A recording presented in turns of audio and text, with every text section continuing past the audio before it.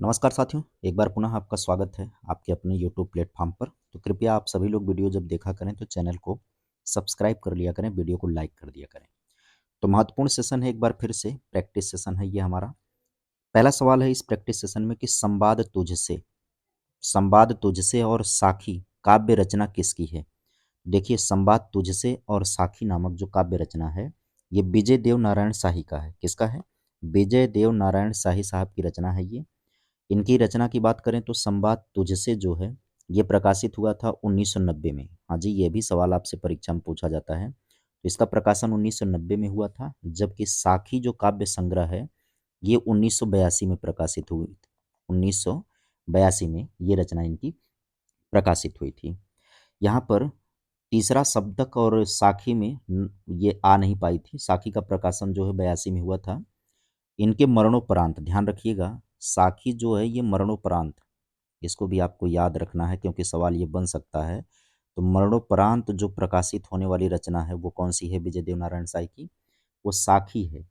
और जो तीसरी सप्तक में ये प्रकाशित नहीं हो पाई थी, ये शामिल नहीं हो पाई थी, ठीक है। और संवाद तुझसे जो है वो शामिल करके प्रकाशित किया गया था उसी में।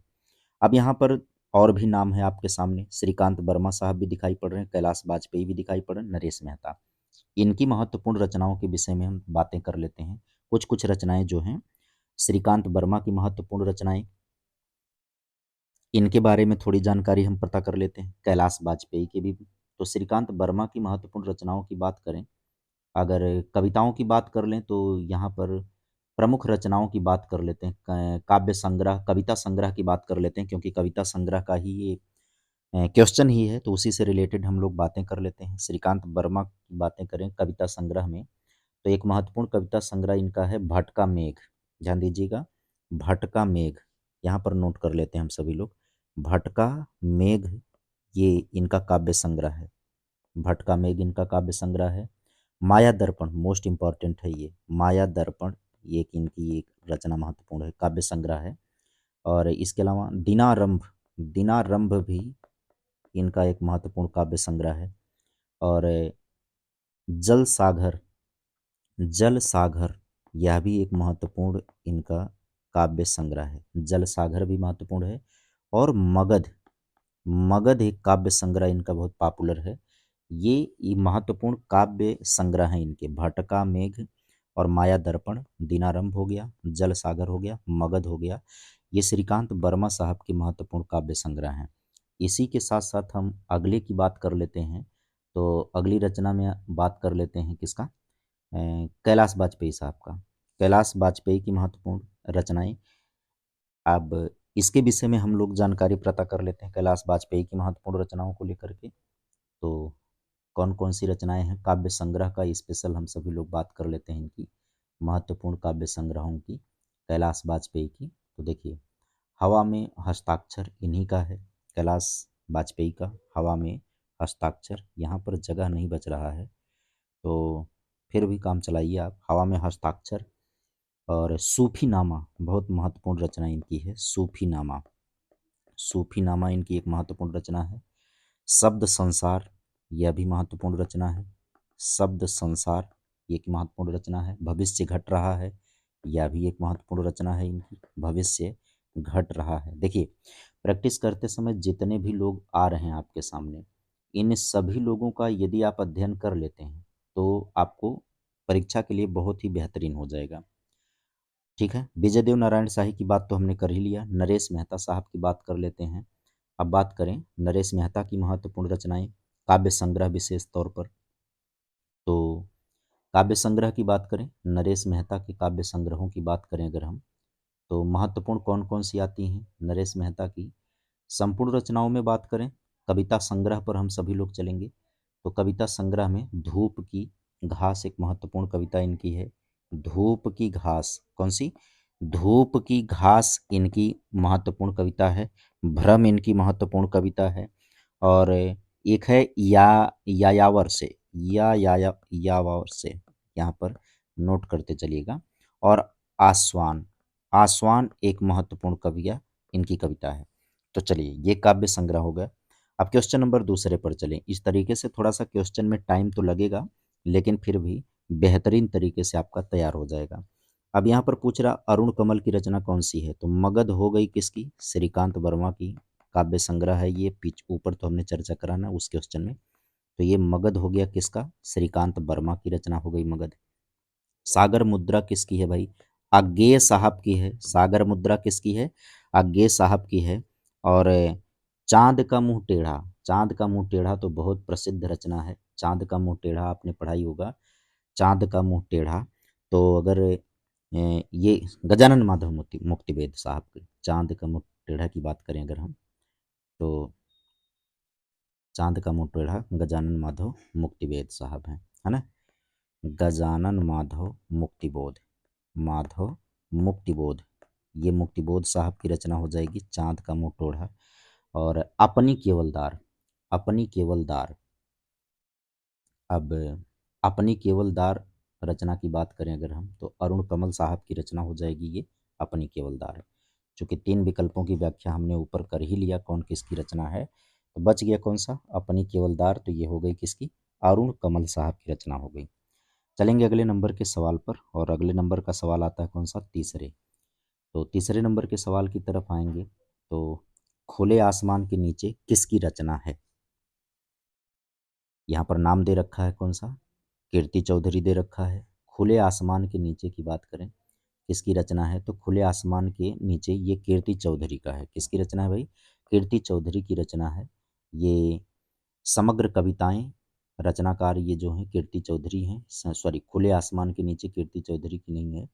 ये खुले आसमान के नीचे, अंडर द ओपन स्काई, ये जापानी ड्रामा फिल्म है।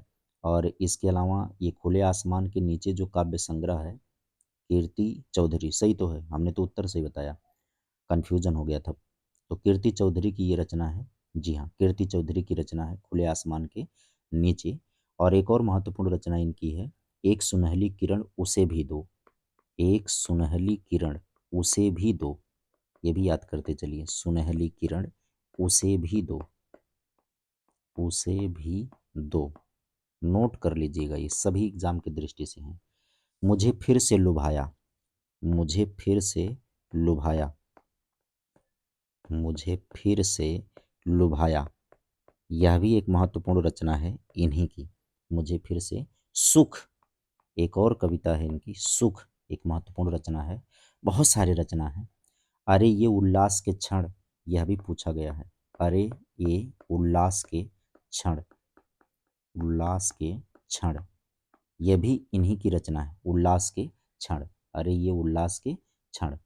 बाकी बहुत है, यहाँ पर संस्कार इन्हीं की रचना में आता है, और परिस्थितियाँ इन्हीं की रचना है, देव उवाच इन्हीं की रचना है, और स्नेह के प्रति इन्हीं की रचना है, जितना तुम यही है, जो कुछ भी हो, जो व्यक्त नहीं है, ये सभी रचनाएं इन्हीं की हैं, कीर्ति चौधरी की हैं। चलिए अब आगे नाम आता है किसका, संजीव की। तो संजीव की महत्वपूर्ण रचनाओं, अब संजीव की महत्वपूर्ण रचनाओं की बात करें अगर हम, तो आइए संजीव साहब की महत्वपूर्ण रचनाओं के विषय में बात कर लेते हैं। संजीव साहब की महत्वपूर्ण रचनाओं में कविताओं की बात करें तो बसंत की शाम, बसंत की शाम, चलिए बसंत की शाम इनकी एक है। तीन तरह से, तीन तरह से, ये भी है। यात्रा इन्हीं की है, यात्रा इन्हीं की है। और मुरचंग, मुरचंग इन्हीं की रचना है। तो ये सब नाम याद रखिएगा। अब इसके बाद आते हैं कौन, नेमीचंद जैन साहब आ जाते हैं। नेमीचंद जैन की महत्वपूर्ण रचनाएं, यहाँ पर सी विकल्प में नेमीचंद जैन साहब की बात कर लें, तो इनकी महत्वपूर्ण रचनाओं की बात करें अगर हम, नेमीचंद जैन साहब की, तो कौन कौन सी रचनाएं इनकी महत्वपूर्ण हो जाती हैं, यहाँ पर हम सभी लोग बात कर लेते हैं नेमीचंद जैन की। सभी महत्वपूर्ण रचनाओं को मैं आपको बता देता हूँ। नेमीचंद जैन साहब की बात करें तो देखिए, कविता संग्रह एक है एकांत, एकांत एक कविता संग्रह है, एकमात्र कविता संग्रह एकांत है इनका। कविताओं की बात करें तो आज फिर जब तुमसे सामना हुआ इन्हीं का है। कहाँ गए सारे लोग इन्हीं की रचना है। हैसियत इन्हीं की रचना है। जन्मदिन इन्हीं की रचना है। और धूल भरी दोपहरी, ध्यान दीजिएगा, धूल भरी दोपहरी, धूल भरी दोपहरी इन्हीं की रचना है। ठीक है, इसके अलावा आगे गहन अंधेरा है, वो इन्हीं की रचना है। आगे गहन अंधेरा है। अब इसका मतलब है बच गए कौन? राजकमल चौधरी। तो इसका मतलब खुले आसमान के नीचे किसकी रचना है? राजकमल चौधरी साहब की रचना हो जाएगी। राजकमल चौधरी की रचनाओं की बात करें तो कुछ अन्य रचनाओं को हम सभी लोग नोट कर लेते हैं। राजकमल चौधरी साहब की कुछ महत्वपूर्ण रचनाओं की बात कर लेते हैं। देखिए, कविताओं की बात करें तो इनमें कविता जो है बेस्याएँ, बड़ी महत्वपूर्ण रचना है इनकी। बेस्याएँ एक कविता हो गई। नींद में भटकता हुआ आदमी, यह भी नींद में भटकता हुआ आदमी, भटकता हुआ आदमी। कहानी जलते हुए मकान कि में कुछ लोग, यही इनकी ही रचना है। ठीक है। चलिए, बहुत सारे कथन भी हैं, जो कथन भी उद्धरण भी पूछे जाते हैं। जैसे तत्काल के सिवा और कोई काल चिंतनीय नहीं है, ये महत्वपूर्ण उद्धरण किसका है? राजकमल चौधरी साहब का है। मैं शरीर में रहकर भी शरीर मुक्त और समाज में रहकर भी समाज मुक्त हूँ, ये राजकमल चौधरी साहब ने कहा है। ये कहते हैं परिश्रम और प्रतिभा आप ही आप आदमी को अकेला बना देता है, यहाँ पर ध्यान दीजिएगा। और प्रकृत आदर्श जीवन मूल्य परंपरा संस्कार चमत्कार इत्यादि से मुझे कोई मोह नहीं है, राजकमल राजकमल चौधरी साहब हैं। नोट कर लीजिएगा, सभी बातों को मैं लिख नहीं सकता हूँ स्क्रीन पर, बस बातें बताते चलूँगा, नोट करते चलिएगा, तैयारी होती चलेगी। जितना सुनेंगे उतना बढ़िया तैयार होगा। मंडलेश डबराल की रचना। अब यहाँ पर विकल्प आप देख सकते हैं, कौन कौन से विकल्प हैं। तो मंडलेश डबराल साहब बड़े प्रसिद्ध रचनाकार हैं। पहाड़ पर लालटेन इनकी रचना है। जैसे इनकी रचनाओं को पढ़ने जाएंगे तो आप पहली रचना आपको कौन सी देखने को मिलेगी? पहाड़ पर लालटेन देखने को मिलेगी। और एक और मिलेगी, घर का रास्ता। घर का रास्ता, घर का रास्ता इन्हीं की रचना है। हम जो देखते हैं इन्हीं की रचना है। हम जो देखते हैं, नोट कर लीजिएगा सब, हम जो देखते हैं। इसके अलावा आवाज़ भी एक जगह है। आवाज़ भी एक जगह है, एक जगह है, इन्हीं की रचना है। मुझे दिखा एक मनुष्य, मुझे दिखा एक मनुष्य, इन्हीं की रचना है। कवि ने कहा, मंडलेश डबराल की रचना है। कवि का अकेलापन इन्हीं की रचना है। एक बार आयोवा, ये भी इनकी महत्वपूर्ण रचना है। तो ये है लेखक की रोटी। लेखक की रोटी एक महत्वपूर्ण रचना इनकी है। लेखक की रोटी, ये मंडलेश डबराल साहब की रचना है। ठीक है। चलिए, ये 1948 में इनका उत्तराखंड के काफल पानी में इनका जन्म हुआ था। ये उत्तराखंड के रहे हैं। साहित्य अकादमी पुरस्कार से भी ये सम्मानित हैं, ध्यान दीजिएगा। मंडलेश डबराल साहब साहित्य अकादमी पुरस्कार भी प्राप्त हैं। अब बात कर लेते हैं बाकी रचनाओं की। तो जख्म पर धूल किसकी रचना है? इस पर हम सभी बात कर लेते हैं कि जख्म, मलयज साहब का नाम सुने ही होंगे। मलयज, मलयज जख्म पर धूल, मलयज की रचना है। ये जो है मलयज साहब ने जख्म पर धूल, कविता है ये, जख्म पर धूल। और सुदामा पांडे का राजतंत्र, ये किसकी रचना है? यहाँ पर हम लोग सी विकल्प की बात करें तो सुदामा पांडे का राजतंत्र यहाँ पर दे रखा है। तो सुदामा पांडे का जो राजतंत्र है, ये स्पष्ट तरीके से मुझे नहीं प्राप्त हो पा रहा है, इसकी रचना का क्या है। तो मैंने सर्च किया। सुना, सुना कारीगर किसकी रचना है? अगर हम इसकी बात करेंगे, सुना कारीगर की बात करें तो सोना कारीगर उदय प्रकाश की रचना है। ये असल मामले में सोनो कारीगर होता है, सोनो कारीगर होता है। ये उदय प्रकाश की रचना है। यहाँ पर उदय प्रकाश साहब की ये रचना है, सोनो कारीगर। चलिए, अबूतर कबूतर भी इन्होंने लिखा है, एक महत्वपूर्ण रचना इनकी है। अबूतर कबूतर, अबूतर कबूतर, ये उदय प्रकाश साहब की रचना है। रात में हारमोनियम, है ना? रात में हारमोनियम, रात में हारमोनियम, ये जो भी चर्चा होगी ये समझ जाइए महत्वपूर्ण है। रात में हारमोनियम, एक भाषा हुआ करती थी, हुआ करती है। एक भाषा हुआ करती है, हुआ करती है, यह भी इन्हीं की रचना है। तो एक बात ध्यान रखिएगा, ये जितने भी रचनाओं की बात चल रही, भले आपका सेशन बहुत मंद गति से चलेगा, जल्दी जल्दी 50 क्वेश्चन देख लेने का कोई मतलब नहीं है। व्याख्या कर देखते चलेंगे, बहुत सारी चीज़ें आपकी तैयार हो जाएंगी। ठीक है। हाँ, इनकी कविताओं में विशेष तौर पर सामाजिक चिंतन दिखाई पड़ रहा है अगर आप देखेंगे तो, और स्त्री जीवन को भी कविताओं में दिखाया गया है। और इनकी कविताओं में जनवादी विश्व दृष्टि प्राप्त होती है। ये सुनो कारीगर किसकी है? उदय प्रकाश की। इनके विषय में बात हो रही थी। चलेंगे हम सभी लोग आगे बढ़ेंगे और अगली रचना की तरफ चलेंगे। क्वेश्चन है कि सूर्य का स्वागत किसकी काव्य कृति है? यहाँ पर आपके सामने विकल्प में है रघुवीर सहाय, अरुण कमल, दुष्यंत कुमार, ज्ञानेंद्र पति। तो यहाँ पर आपका उत्तर सही हो जाता है कौन सा? दुष्यंत कुमार। यहाँ पर ये रचना किसकी है? दुष्यंत कुमार। सूर्य का स्वागत किसकी कृति है? तो ये दुष्यंत कुमार की है। दुष्यंत कुमार की महत्वपूर्ण रचनाओं में बात करें तो एक है एक कंठ बिस्पाई।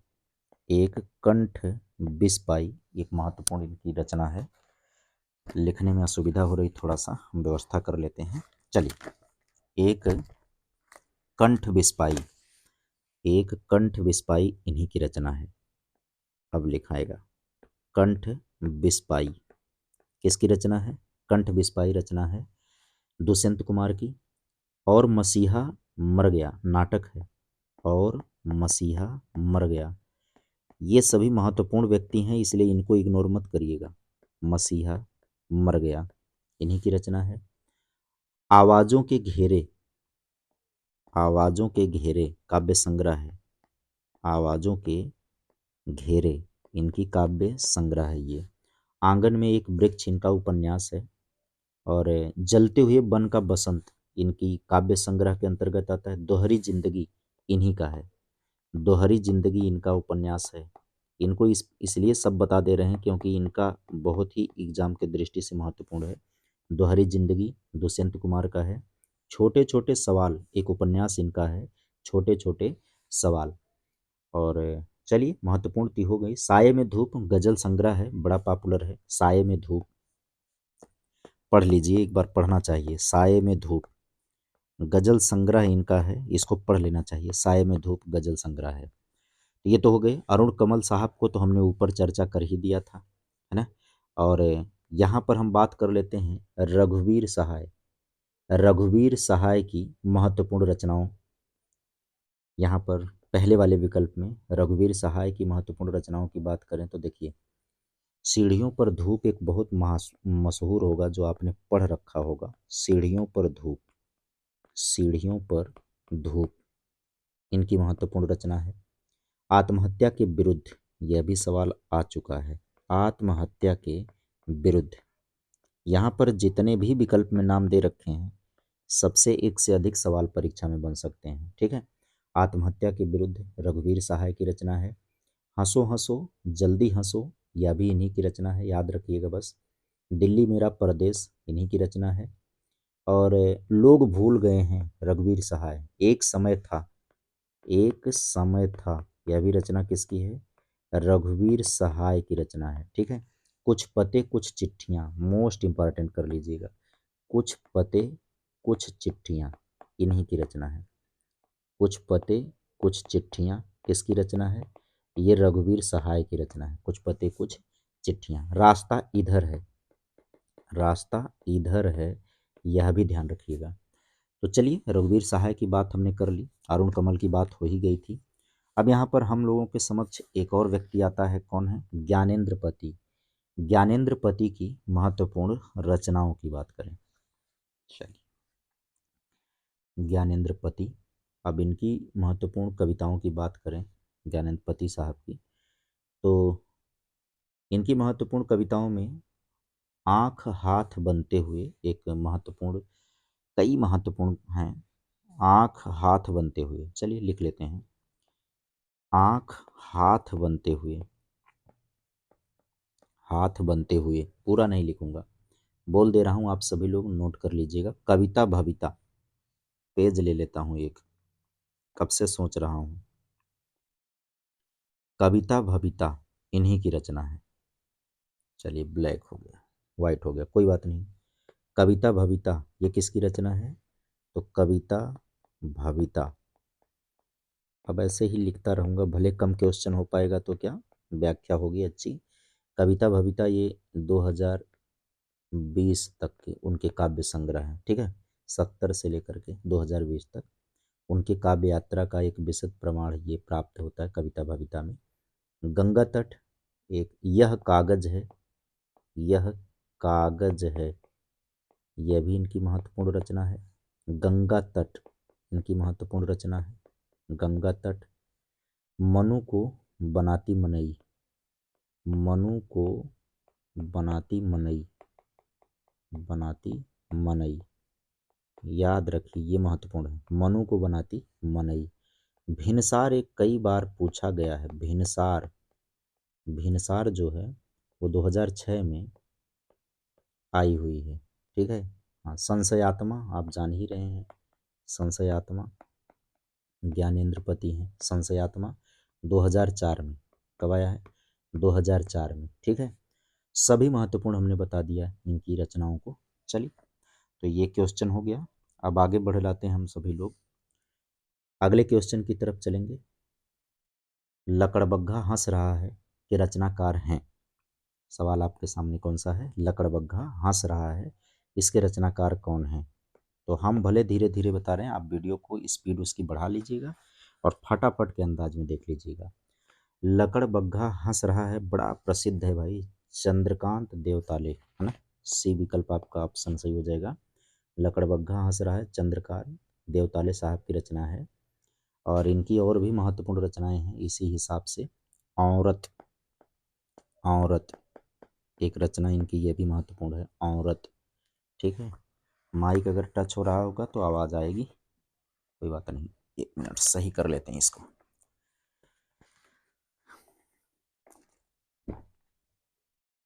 चलिए, तो औरत इनकी रचना एक हो गई, औरत। इसके अलावा मेरा एक सपना यह भी, मेरा एक सपना यह भी, एक सपना यह भी, इन्हीं की रचना है ये भी। इसके अलावा इंतज़ार इन्हीं की रचना है। नवंबर चेहरा, कमेरे, अंधेरा होता है, एक आदमी, शाम को सड़क पर एक बच्चा। चलिए, चीते को जुकाम होने से, महत्वपूर्ण रचनाओं की बात कर लेते हैं। चीते को जुकाम होने से, जुकाम होने से, बच्चे खो जाने के बाद, बच्चे खो जाने के बाद, इन्हीं की रचना है। अब आता है चंद्रकांत देवताले की रचना, तो हम लोगों ने पढ़ ली। बैल की परछाई में गडमट चेहरा, यह भी इन्हीं का है, याद रखिएगा। पवित्र बिल्ली, वो भी चंद्रकांत देवताले की रचना है। बबुआ और गुलाम जादे, ये भी इन्हीं की रचना है। एक साबुत घर के लिए, इन्हीं की रचना है। लकड़बग्घा हंस रहा है, जो प्रश्न पूछा है उसकी बात तो हमने कर लिया है, ठीक है। जो मैं ये बोल रहा हूँ इधर से, बबुआ और गुलाम जादे, याद रखिएगा, ये महत्वपूर्ण बोल रहा हूँ। बबुआ और गुलाम जादे इन्हीं की रचना है, नोट कर लेते हैं। समय लगेगा, कोई दिक्कत नहीं है, समय दिया जाए, पढ़ाई किया जाए। आइए, पहले तो हम इन चीज़ों को डिलीट मार देते हैं, जो यहाँ पर आपके समक्ष दिखाई पड़ रहे हैं, इन चीज़ों को डिलीट मारते हैं और बात कर लेते हैं अब हम लोग इनकी महत्वपूर्ण रचनाओं की। किसकी महत्वपूर्ण रचनाएं चल रही हैं, चंद्रकांत देवताले की। धैर्य बनाए रखेंगे, बाद में वीडियो की स्पीड बढ़ा ही लेंगे आप लोग। चंद्रकांत देवताले, ये चूंकि बहुत महत्वपूर्ण है, चंद्रकांत देवताले आपकी परीक्षा में पूछे जाएंगे, यहाँ से सवाल 100% आएगा। यहाँ पर बैल की परछाई में गडमट चेहरा, बैल की परछाई में, बैल की परछाई में, परछाई में गडमड चेहरा, गडमड चेहरा, बैल की परछाई में गडमड चेहरा, इनकी काव्य रचना है। इसके अलावा इन्हीं की काव्य रचना में एक और आती है, कौन सी काव्य रचना आ जाएगी गडमड चेहरा के अलावा, बबुआ और गुलाम जादे, बबुआ और गुलाम जादे, बबुआ और गुलाम जादे, गुलाम जादे। इसके अलावा आएगा कौन सा, तुम हमेशा अकेली छूट जाती हो, तुम हमेशा अकेली छूट जाती हो, हमेशा अकेली छूट जाती हो, अकेली छूट जाती हो, ठीक है। पूरा नोट कर लीजिएगा। एक साबुत घर के लिए, एक साबुत घर के लिए। ये जो मैं रचनाएं लिख रखा हूँ इसी में से लकड़बग्घा हंस रहा है, ये सवाल आ चुका है। एक साबुत घर के लिए, ये महत्वपूर्ण है, एक साबुत घर के लिए। अगली बात करें अगर हम, तो थोड़े बच्चे और बाकी बच्चे, बहुत रचनाएं लिखा हुआ हूँ। थोड़े बच्चे बाकी बच्चे, कीचड़ में कमल जैसा कुछ नहीं था, घोड़े का आलस्य, यह भी है, स्वप्न एक, स्वप्न दो, और महाबली क्षण। चलिए छोड़ते हैं, बहुत सारी रचनाओं, भयभीत आदमी भी इन्हीं का है, बहुत सारी रचनाएं लिखा हुआ हूँ। यहाँ पर आगे बढ़ते हैं हम सभी लोग। तो किनकी बात हो गई यहाँ पर, बात लकड़बग्घा हंस रहा है, चंद्रकांत देवताले की बात हमने कर ली है।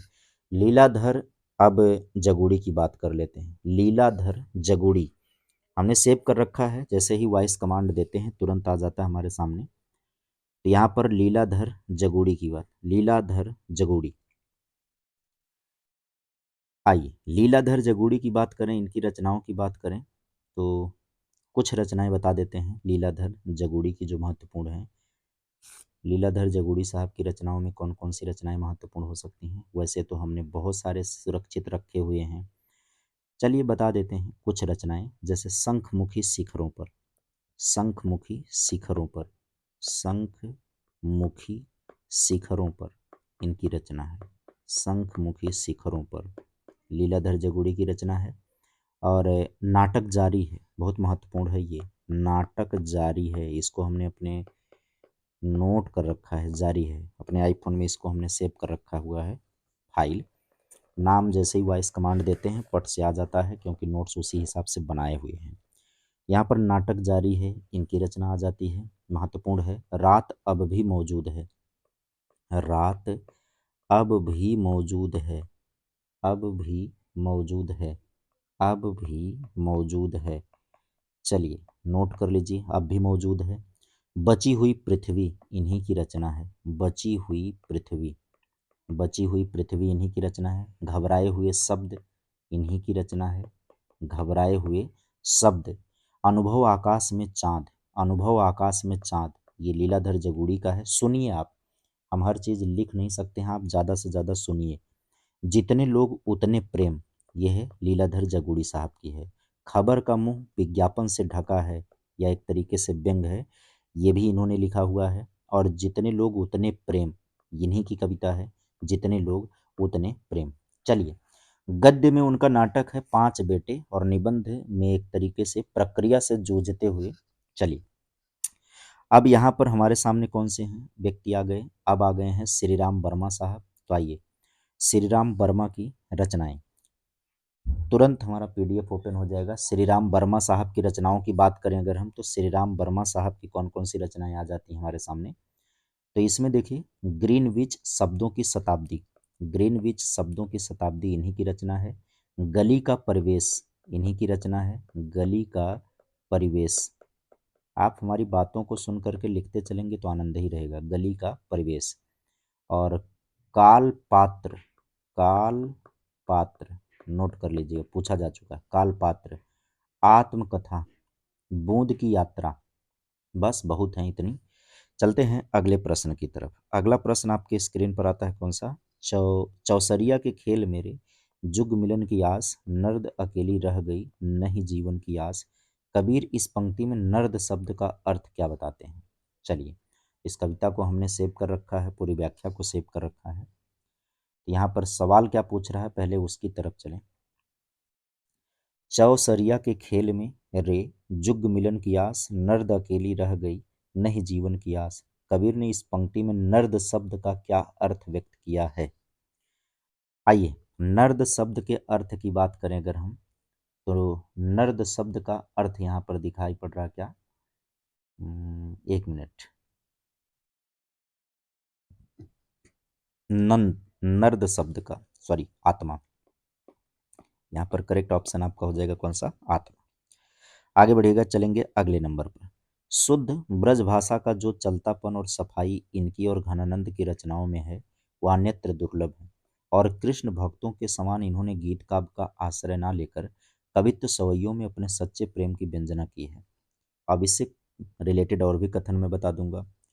शुद्ध ब्रज भाषा का जो चलतापन और सफाई इनकी और घनानंद की रचनाओं में है वह अन्यत्र दुर्लभ है। और कृष्ण भक्तों के समान इन्होंने गीत काव्य का आश्रय न लेकर कवित्व सवैयों में अपने सच्चे प्रेम की व्यंजना की है।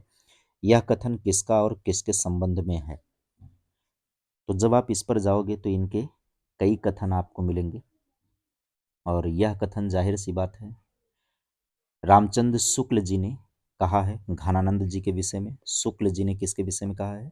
घनानंद जी के विषय में कहा है। क्योंकि जो विकल्प यहाँ पर आपके सामने दिखाई पड़ रहा है, जो भाषा दिखाई पड़ रही है, उस भाषा के हिसाब से आप ऑप्शन नंबर पहले को ही सही करेंगे, सटीक होगा। यहाँ पर अगले सवाल की तरफ हम सभी लोग बढ़ेंगे। आनंदवर्धन ने ध्वनि का परिवर्तन किस शब्द शक्ति से लिया है? तो आनंदवर्धन ने ध्वनि का परिवर्तन किस शब्द शक्ति से लिया है? विकल्प यहाँ पर कौन कौन से हैं? तो विकल्प आप देखोगे तो अभिधा है, व्यंजना है, तो यहाँ पर व्यंजना हो जाएगा। जो ध्वनि का परिवर्तन है वो किससे लिया गया है? व्यंजना से लिया गया है। विकल्प नंबर कौन सा सही हो जाएगा? बी ऑप्शन आपका करेक्ट हो जाएगा। चलते हैं 10 नंबर के सवाल पर। बावरी साहिबा किसके समकालीन थी? सवाल क्या है? बावरी साहिबा किसके समकालीन थी? यहाँ पर विकल्प आपके सामने है, सिकंदर लोदी, अकबर, बाबर, बहादुर शाह जफर। यहाँ पर ऑप्शन कौन सा करेक्ट हो जाएगा? अकबर आपका ऑप्शन करेक्ट हो जाएगा। बावरी साहब इन्हीं के जो है समकालीन थी, अकबर के, जो कि बावरी पंथ की संस्थापिका मानी जाती हैं। निर्गुण ब्रह्म की उपासिका रही हैं ये बावरी साहिबा। ठीक है, तो बावरी साहिबा ये किसके कालीन हो गई? ये अकबर के कालीन हो गई। चलिए आज के सेशन में 10 सवालों पर क्रम हम यहीं पर रोकते हैं। बाकी और भी सवालों को लेकर के आएंगे, उसके विषय में डिटेल